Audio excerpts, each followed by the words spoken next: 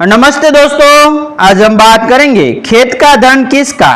पुराने समय में एक राजा था, बहुत ही उदार, न्यायप्रिय और प्रजा का ध्यान रखने वाला। उसके राज्य में लोग सुखी थे, कोई भी अपराधी बिना सजा पाए नहीं रह सकता था। कुछ समय बाद राजा के मन में घमंड आ गया।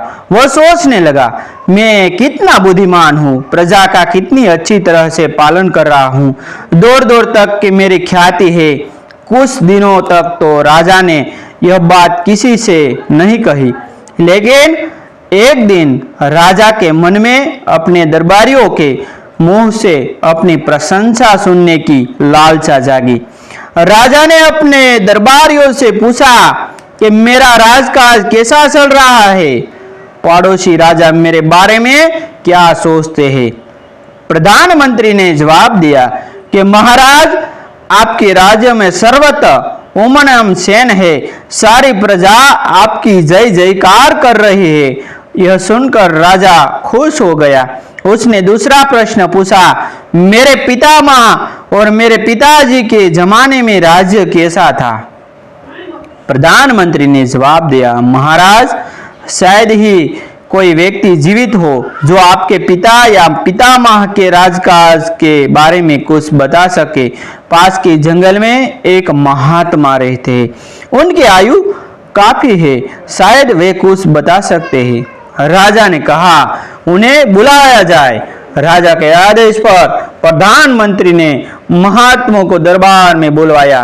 राजा ने उनसे ही प्रश्न किया कि महात्मा ने कहा, आपको एक घटना सुनाता हूँ, इसका संबंध आपके पिता तथा पितामह के राजा से है। आप सब समझ जाएंगे कि किसका राजा कितना अच्छा था। इतना कहकर महात्मा बताने लगे, राजन, आपके दादा के राज्य में एक किसान के पास कुछ जमीन थी। उसके घर में खेती में मदद करने वाला दूसरा कोई आदमी नहीं था, इसलिए किसान ने अपनी जमीन दूसरे किसान को बिना किसी लिखा पढ़ी के खेती करने के लिए दे रखी थी। फिर भी जमीन जोतने वाला किसान ईमानदारी से उसका इच्छा बिना कह देता था। एक दिन की बात है, दूसरा किसान जमीन जोत रहा था, तभी हल की नोक किसी सख्त चीज से टकराई।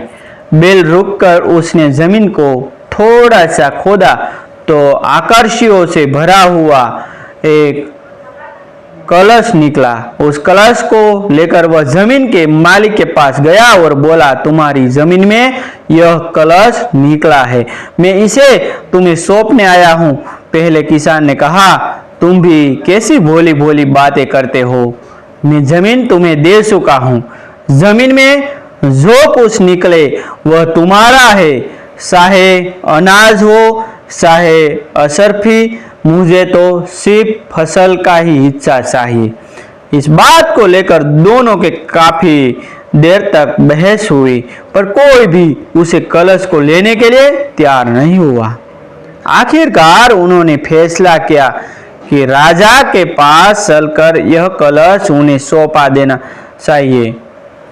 दोनों किसान आपके पितामह के पास आए और बोले कि महाराज, यह कलश राज्य की भूमि से निकला है, राज्य आपका है, इसलिए इसे आप रखें। राजा ने कहा, तुम दोनों नासमझ हो, जमीन हम तुम्हें दे चुके हैं, अब उसमें से जो कुछ निकले वह किसान का, राज्य का उस पर कोई हक नहीं है। तुम दोनों से में से जिसका भी एक हो वह उसे रख ले। दोनों किसान निराश होकर लौट आए। आखिर तय हुआ कि जिस जगह यह निकला है वही वापस गाड़ दिया जाएगा। दोनों किसानों ने ऐसा ही किया। महात्मा से बीती घटना सुनकर राजा बोला, महात्मन, ऐसा क्यों किया गया। धन का सदुपयोग हो सकता था, पाठशाला खुलवाई जा सकती थी, अस्पताल बनाया जा सकते थे, गरीब लोगों को जीवन निर्वाह के लिए मदद दी जा सकती थी। महात्मा मुस्कुराकर बोले कि राजन, उन दोनों विद्या एवं चिकित्सा मोल नहीं मिलती थी, दान लेना भी बुरा समझा जाता था। सभी अपने अपने परिश्रम की कमाई खाते थे। सुनकर राजा चुप हो गया। महात्मा ने कथा फिर आगे बढ़ाई कि समय की गति को कौन रोक सकता है। एक दिन आपके पितामह का देहांत हो गया। आपके पिता गद्दी पर बैठे थे, साथ ही वे दोनों किसान भी स्वर्ग सिधाए गए। दोनों किसानों के लड़के बड़े हुए। इस बीच आदमी में भी थोड़ा थोड़ा अंतर आ गया। जो किसान जमीन का मालिक था, उसके लड़के ने मन में सोचा कि पिताजी को जो कलश देने के लिए किसान आया था वह ठीक ही आया था। जमीन उसे खेती करने के लिए दी जाएगी। जमीन के भीतर का धन तो पिताजी का ही था। पिताजी ने वह धन लेने से इनकार करके बड़ी भूल की। यह सोचकर वह खेती करने वाले किसान के पुत्र के पास गया। बोला कि भैया, जो कलश तुम्हारे पिताजी मेरे पिताजी को देने आए थे वह बात ठीक ही थी। जमीन तो तुम्हें खेती करने के लिए दी गई थी, अतः मेरे पिताजी ने बेकार ही उस धन को लेने से इनकार कर भूल की।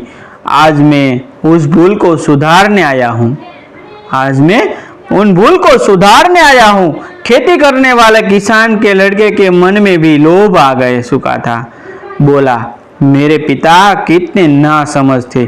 खेत में निकाला हुआ धन दूसरे को देने गए थे। जब जमीन को वह जोतते थे तो उसमें चाहे जो निकले वह उनका ही हुआ।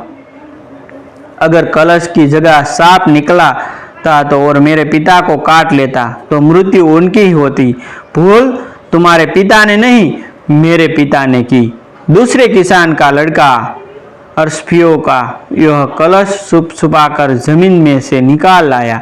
कुछ धन उसने गांव के बड़े लोगों को बांटकर अपनी ओर मिला लिया, फिर सुख से रहने लगा।